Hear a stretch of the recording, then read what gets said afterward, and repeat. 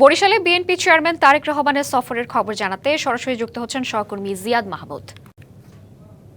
জিয়াদ, তারেক রহমানের আগমনকে ঘিরে সেখানকার প্রস্তুতি এবং নেতাকর্মীদের মধ্যে উচ্ছ্বাস কেমন দেখছেন জানাবেন।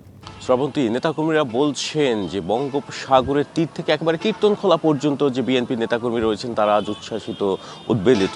তাদের যে দলীয় চেয়ারম্যান তিনি আসবেন আগামীকাল, এই যে মঞ্চে তিনি বক্তব্য রাখবেন এবং দলীয় প্রধান হিসেবে তিনি আগামীকাল প্রথমবারের মতো বরিশালে পদার্পণ করবেন। এর আগে তার দুবার আসার কথা ছিল, গত মাসের ২৬ তারিখ এবং ২৭ তারিখ। অনিবার্য কারণবশত সেই যে প্রোগ্রামগুলো কিন্তু স্থগিত করা হয়। এরপরে যখন নতুন তারিখ নির্ধারণ করা হয়, মানে আগামীকাল তিনি আসার কথা, সেই আগমনী বার্তা থেকেই কিন্তু এখানকার যারা নেতাকর্মী রয়েছেন তারা উল্লাসিত, তারা প্রস্তুতি সভা করেছেন। গতকাল আমরা দেখেছি স্বাগত মিছিলও করেছেন, যেটি নগরের বিভিন্ন স্থান ঘুরে দলীয় কার্যালয়ে এসে শেষ হয়। এবং তারা জানিয়েছেন যে শুধু বরিশাল জেলা নয়, বিভাগের প্রত্যেকটি জেলা উপজেলা থেকে যে নেতাকর্মীরা রয়েছেন তারা আসবেন এখানে এবং লাখো মানুষের সমাগমের একটা প্রস্তুতি নেওয়া হয়েছে। এই যে মঞ্চটি দেখছেন, এখানেই তিনি আগামীকাল 11টায় ঢাকা যোগে বরিশালের উদ্দেশ্যে আসবেন এবং 12টায় এইখানে যে বিভাগীয় সমাবেশ, সেই সমাবেশে প্রধান অতিথির বক্তব্য দিবেন এবং এরপরে তার এখান থেকে ফরিদপুরে যাওয়ার কথা রয়েছে এবং ফরিদপুরে জনসভা শেষে তিনি ঢাকায় আবার পুনরায় যাবেন। এবং এখানে যারা নেতাকর্মী রয়েছেন, আমি একজনের সাথে কথা বলবো যে আসলে এখানে তারেক রহমানের আগমনকে কেন্দ্র করে কতটা উচ্ছ্বাসিত আপনারা জেনে আনন্দিত হবেন।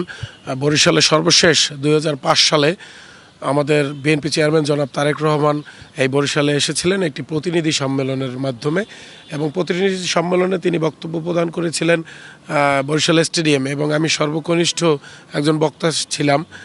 সানশাইন আটা ময়দা সুজি, ভালোবাসায় তৈরি। সেই সময় তখন কলেজ ফার্স্ট ইয়ারে পড়ি। তো আমরা তো সত্যিকার অর্থে সেই কলেজ ফার্স্ট ইয়ার, আমাদের কলেজ জীবন শেষ, অনার্স শেষ, মাস্টার্স শেষ, তারপরে আমাদের শিক্ষা জীবনের পরবর্তীতে আমরা তারেক রহমান সম্পর্কে জেনেছি, তারেক রহমান সম্পর্কে আমরা বুঝতে শিখেছি। এখন তারেক রহমান দীর্ঘ 21 বছর পরেই বরিশালে আসছেন। আমরা স্বাভাবিক কারণেই উচ্ছ্বসিত এবং বরিশাল মহানগর ছাত্রদল বিশেষ করে আমরা প্রস্তুতি নিয়েছি এবং তার সার্বিক প্রস্তুতির জন্য আপনারা দেখতে পাচ্ছেন। দলীয় প্রধানের কাছে আপনাদের কি প্রত্যাশা থাকবে? আমাদের প্রধান যে প্রত্যাশাটা থাকবে, বিগত দিনে যে আমাদের কর্মসংস্থান, ছাত্রদের যে কর্মসংস্থান, লেখাপড়ার পরে কর্মসংস্থানের কোনো ব্যবস্থা হয় না, বরিশালে সেই কর্মসংস্থানের ব্যবস্থা করতে হবে।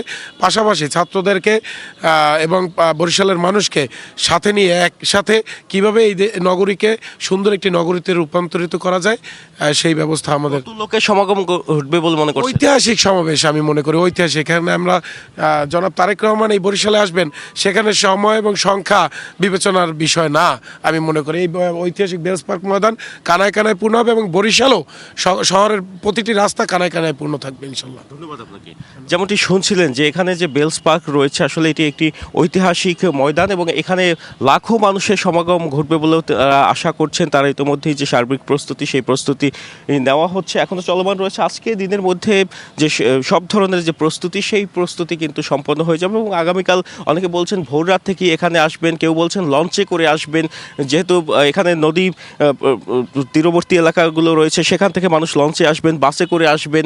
এবং এখানে যে একেবারে যেটি বলছিলাম যে সেই বঙ্গোপসাগরের কুল থেকে কীর্তনখোলা পর্যন্ত প্রত্যেকটি বিএনপির নেতাকর্মী তারাই কিন্তু উচ্ছ্বসিত। তারা বলছেন যে সকলেই যাবেন, ওয়ার্ড কিংবা ইউনিয়ন নয়, প্রত্যেক কমিটির যে সদস্য রয়েছেন তারা প্রত্যেকেই আসবেন এবং তাদের নেতাকে দলীয় প্রধান হিসেবে প্রথমবারের মতো বরণ করে নেবেন। এবং ঢাকাতে যেরকম দেশের মাটিতে যখন এসেছিলেন তখন যে রাজস্বিক প্রত্যাবর্তন হয়েছিল, এই যে বরিশালে, সেই বরিশালেও একই রকম রাজস্বিক প্রত্যাবর্তন হবে বলেও তারা মনে করছেন। এবং নিরাপত্তার বিষয়ে এখানকার যারা নেতাকর্মী রয়েছেন তারা বলছেন যে সার্বিক প্রস্তুতি নেওয়া হয়েছে এবং তিনি আসলে তিনি কি বার্তা দেন, সেই বার্তার অপেক্ষায় মানে মুখে আছে পুরো বরিশালবাসী। এতটুকুই ছিল বরিশাল থেকে আমার কাছে।